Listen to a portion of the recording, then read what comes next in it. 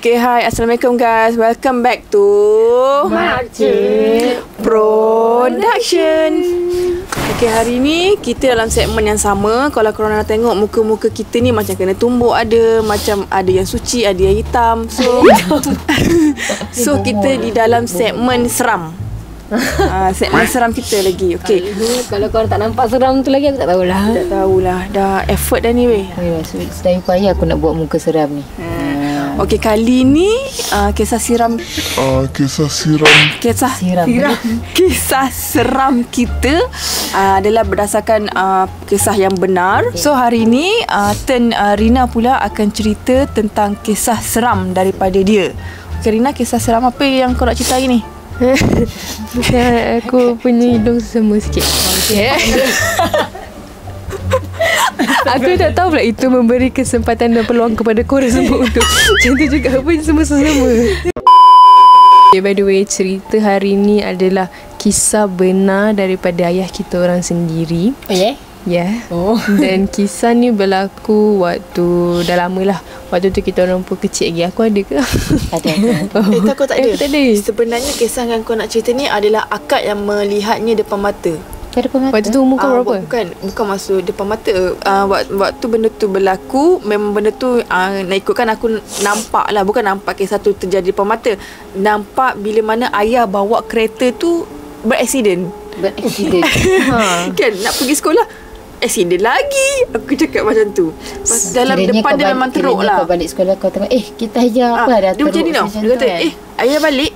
Oh, ayah balik. Lepas tu nak keluar, nak pergi sekolah, aksiden lagi. Macam tu lah. Nampak kereta ayah tu teruk aksiden tahu lah. Nampak apa tu, bahagian depan kereta tu memang teruk. So korang nak tahu detail, selepas ni lah Marina akan ceritakan. Memang pernah ayah ada satu aksiden ni yang kereta depan tu dah hancur teruk macam Kak Ica cakap tu. Tapi aku memang tak dapat nak tahulah macam mana keterukan dia tu. So disebabkan masa tu kita orang kecil-kecil lagi, so kita orang just ingatkan ayah pernah ada satu aksiden, which is benda tu aksiden je. Rupa-rupanya ada kisah lah di sebalik aksiden tu. So kalau korang nak tahu, stay tune, tengok sampai habis. So let's go. Cerita dia masa tu ayah kerja sales manager kan. So kadang-kadang tu ayah jaga branch ni, branch tu, and memang selalu jugalah outstation kan, keluar pergi sana sini. So satu hari ni ayah dapat arahan dia kena transfer ke Johor. Jadi macam biasalah, bila sampai kat Johor tu, maksudnya ayah lah yang kena jaga cawangan dekat situ. Sedangkan kemar barang apa semua, ayah pakai kereta office, which is masa tu ayah dapat kereta Nissan Sentra. Semua ingat lagi. Ya, aku ingat warna silver. Aku ingat dengan jelas sekarang kan. Kereta tu paling lama juga dah guna kan. So satu hari ni ayah kena pergi Kota Tinggi untuk buat sales lah waktu tu. So masa dalam perjalanan ke sana, masa tu pukul 2 petang macam tu tau, ayah tengah drive, sampailah ada satu traffic light ni dekat Simpang 4. And dekat depan ayah ni, masa tu ada satu kereta depan ayah. So ayah kereta kedua sebenarnya. Dia tengah drive nak lalu traffic light tu, tiba-tiba ayah ternampak ada seorang pakcik tua ni dalam lingkungan 65 tahun. Dia berjanggut, pakai baju Melayu, pakaikan pelikat dan bertongkat. Tapi dia berdiri dekat sebelah traffic light tu, pandang tepat dekat mata ayah. Waktu tu ayah tengah drive lah, tiba-tiba tengah terleka pandang pakcik tu, sebab pakcik tu memang pandang ayah kan. Tiba-tiba dengar satu bunyi horn yang kuat gila dekat depan ayah. Rupa-rupanya ayah sebenarnya langgar lampu isyarat. Waktu ayah tengah jalan tu, sebenarnya dah traffic light warna kuning nak ke merah macam tu lah. So dekat depan ayah yang horn tadi tu adalah lori. Yang lori tu besar, lori tu tinggi, belakang dia bawa batu tau. Sebab tu lori tu horn panjang macam tu tau. So disebabkan ayah terkejut dengan horn lori kan lain macam ayah, sebab dia lagi kuat kan. Ayah terkejut, ayah terus tekan brake emergency, and then boom, kena langgar. Lori tu memang langgar depan kita ayah tu, sebab tu hancur gila depan tu. And sampai kan berpusing lah kita ayah. Dan korang bayangkan, ajaibnya Alhamdulillah, walaupun seteruk macam tu, ayah tak ada alami kecederaan. Walaupun kita macam boleh imagine, Kalau orang kena ni memang Uzubillah nak cakap kan. Selamatkan ayah. Sebab Tapi kita pun kita yang kuat sikit. ajal pun di tangan Tuhan kan waktu tu. So lori tu of course lah, dia tak adalah apa rosak apa-apa walaupun kena hit macam tu kan. Tapi sebab lori tu memang besar, tinggi, dia keluar terus marah-marah ayah. Owner tu Cina tau. Dia marah-marah ayah, dia kata, "Mau mati ke? Kenapa jalan terus kan?" Lepas tu ayah macam waktu tu tercengang. Lepas tu ayah nak explain lah macam, tadi ada lelaki tua, sekali tengok nak tunjuk lelaki tu kan, tiba-tiba pakcik tu dah hilang. Lepas tu ayah macam dah terpinga-pinga kan, macam dah tercengang lah waktu tu. Sekali ayah dia cakap, tak apa, buatlah report apa kan. Sebab yang teruknya kereta ayah, kereta lori tu tak ada apa-apa pun yang kena. Okay, sorry Kak Ica, dia ada emergency sekejap, sekamar sambung je. Okay, so lepas dah settle semua, ayah pun pergilah klinik kan. Klinik nak check jugalah, risau kat accident ni kan. Walaupun nampak macam okey je, tapi Alhamdulillah okey je semua. Esoknya kecoh satu office. Semua macam sekejap je dah tersebar gosip ni kan, macam Encik Hashim accident dengan kereta tu. Beberapa hari kemudian macam orang-orang office ni macam nak bagi tahu ayah sesuatu, tapi dia orang macam ragu-ragu, macam masing-masing macam tolak-tolak orang cakap kalau bagi tahu kan. Sampailah ada seorang staff ni yang beranikan diri. Nama dia Hafiz, bukan nama sebenar. Dia pergi dekat ayah dan dia cakap, "Cik Hashim, free tak? Saya ada nak cakap sikit ni." Ayah pula memang selalu akan briefing. Selalunya ayah akan briefing dulu dengan staff-staff dekat office lah. Tapi tiba-tiba Hafiz tu dia macam kata, "Kalau boleh jangan, tak nak cerita kat sini lah, tak nak cerita kat office lah. Kita lepak minum air, minum teh kat depan tu ke, sebab saya ada benda nak cakap sikit dengan Cik Hashim ni." So ayah dah macam, waktu tu tak fikirlah benda yang macam pelik ke, sebab tak terfikir. Ingat macam nak lepak-lepak ke apa kan. Sekali dalam 4 orang juga staff yang ajak ayah borak dekat kedai makan tu. Tengah bual-bual tu, diorang pun buka lah cerita macam ni, "Encik Hashim," diorang kata, "sebelum encik kena transfer sini, tempat yang Encik Hashim ganti ni sebenarnya kita orang tak suka dia. Nama dia Mr. Lim, bukan nama sebenar. Cina. Dia Cina tau. So rupanya satu office tak suka dia, sebab dia orang kata macam Mr. Lim ni macam belagak bagus macam tu lah. So macam biasa guys, Melayu ni dia punya dengki dia tu, nauzubillah. So memang Hafiz tu sendiri yang mengaku dekat ayah sebenarnya dia pergi jumpa bomoh untuk sihirkan Mr. Lim tu. Kita semua tahulah benda tu salah lah kan. Walaupun kita benci mana, cemburu mana orang tu, janganlah sampai gunakan benda terus sama kaya aku. Kira terkutuk. Benda mensyirik. Benda yang mensyirikkan Allah. Tidak menghalalkan, orang kata apa? Tidak menghalalkan cara. Tak menghalalkan cara. Tak menghalalkan cara. Niat tak menghalalkan cara. Walaupun dia tak suka macam ni sekalipun, tak boleh lah buat macam tu kan. Rasanya betul lah tu. So rupa-rupanya sebenarnya Diorang dah sepakat lah nak jumpa dengan bomoh and nak buat sihir. And diorang nak letak barang sihir tu dekat kereta Mr. Lim, dengan tujuan Mr. Lim tu akan accident satu hari nanti. So dia nak bagi Mr. Lim ni tak tahu lah mati ke kan. Yang penting Mr. Lim tu hilang daripada pandangan diorang. Tapi sebelum sempat diorang dengar berita Mr. Lim tu accident sendiri dengan kereta yang diorang dah sihir tu sebenarnya kan, Mr. Lim tiba-tiba dah berhenti. Diorang macam dah berhenti? Kenapa berhenti? Tapi tak ada siapa tahu. So tak tahu sama ada disebabkan sihir tu ke, ataupun memang ada sebab tersendiri dia berhenti kan.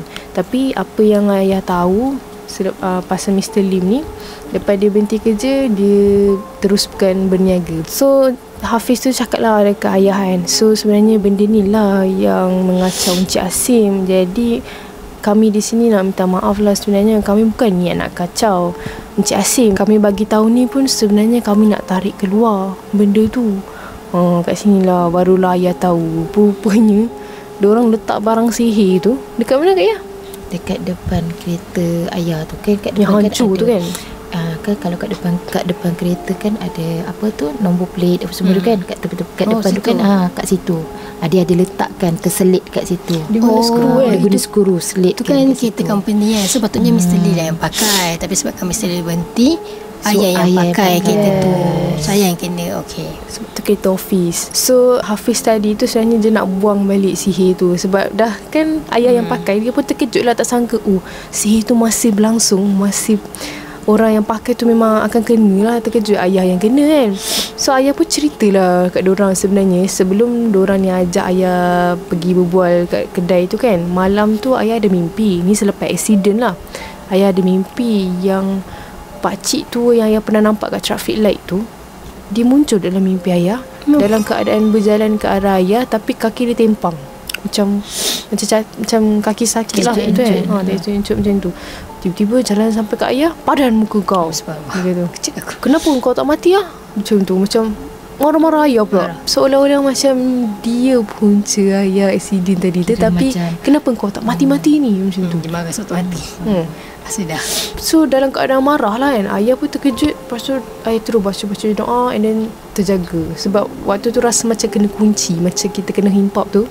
Ayah rasa macam tu. So ayah terus baca doa and then terlepas macam tu. So baru ayah tahu itu mimpi lah. So lepas diorang dah dengar cerita ayah tu, macam nampaklah maksud dekat situ kan. Jadi petang tu diorang terus pergi kat kereta ayah nak cari barang sihir tu dekat depan tu. Sekali nak datang nak cabut skru tu, tengok kereta tu memang dah hancur lah. Cerita dia dah kena rempur dengan lori tu kan. Diorang pergi kat bengkel lah, tengok memang dah hilang lah. Dah tak ada. So mungkin benda tu hilang sekali waktu accident tu. So dari situ diorang macam risau juga, takut benda ni tidak, abang kata tak mati kan, macam tak berakhir sebenarnya, sebab tak dapat nak buang betul-betul. So akhirnya diorang just baca doa, itu je yang termampu supaya benda ni tak mengganggu lagi. Dan tapi pengajaran ni macam ni lah, apa pun yang terjadi, ajal maut semua kat tangan Tuhan. Okay, walaupun ada orang dengki dengan kita, dia buat macam-macam kat kita, tapi bila kita berserah kepada Allah, orang kata kalau Allah kun fayakun kan, kalau Allah dah kata dia maksudnya dah memang orang kata ajal time tu, maka meninggal juga. Kalau belum lagi, Allah akan melindungi dia daripada perkara-perkara yang tadi ingin berlaku. So tak ada apa-apa kuasa yang lebih besar melainkan kuasa Allah Subhanahu Wa Taala.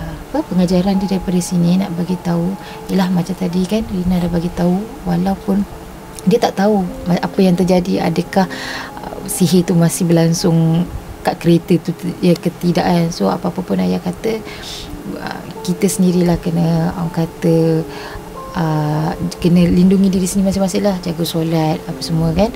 So alhamdulillah ayah kata lepas tu tak ada apa-apa pun terjadi kat ayah. Dan ayah dah tak pakai pun kereta tu dah sebab dah hancur teruk kan.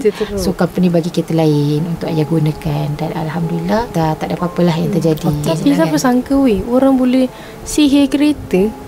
Tak benar, selalu kita direct pada orang tu kan. So tapi tak kereta kan.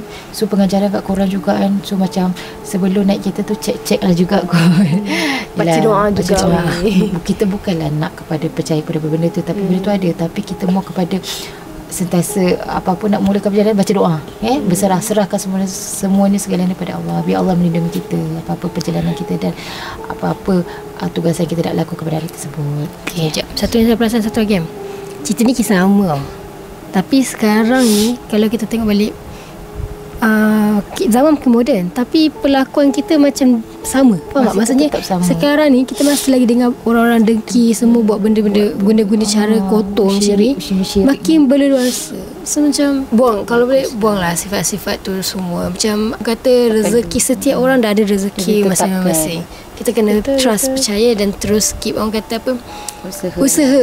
Sebab setiap orang ada rezeki masing-masing tu. Kita nak dengki. Ya, itu yang nak cakap tadi. Tak perlu kita nak dengki each other. Yang dapat pekerjaan, kita belum dapat pekerjaan lagi, kita dah rasa dengki. Padahal mana siapa tahu yang kita tengah tunggu pekerjaan tu lagi besar rezeki kita lepas ni, kita tak tahu. Kadang-kadang oleh sebab sifat dengki kita tadi dekat orang lain, benda tu mungkin nikmat tu macam boleh terputus sebab asal dengki dalam hati kita kan. So macam buang-buangkanlah sifat dengki tu.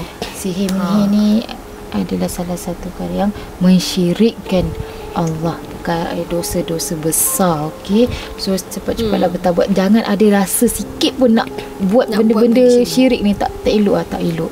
Semoga kita semua dijauhkan daripada buat benda tu. Korang jangan terkejut muka-muka hantu ni pun boleh bagi ceramah Kak Imi balik udah kelang ngaji. Allah. So sampai makan apa tadi? tapi lagi. Kos paper tu pisau. Okay, sampai sini je lah video kita orang hari ni. Kami harap dengan perkongsian kisah benar daripada kita sendiri, pengalaman yang agak mahal lah sebenarnya jarang juga lah kita orang cerita pasal benda ni kan. Tapi semoga kisah ni boleh membuka pengajaran untuk korang semua lah. Kita ambil iktibar daripada kisah yang pernah berlaku. So kalau korang ada any suggestion untuk next video Makcik Production, korang boleh comment down below. So jangan terkejut. Mana Kak Ica? Kak Ica masih Sampai ke sudah. Masih ada hal di luar sana. So untuk Kak Ica, bye-bye. Bye-bye lah. Jumpa kau kat next video. Kau cari apa? Kak Ica. So okay, see you in the next video. Bye.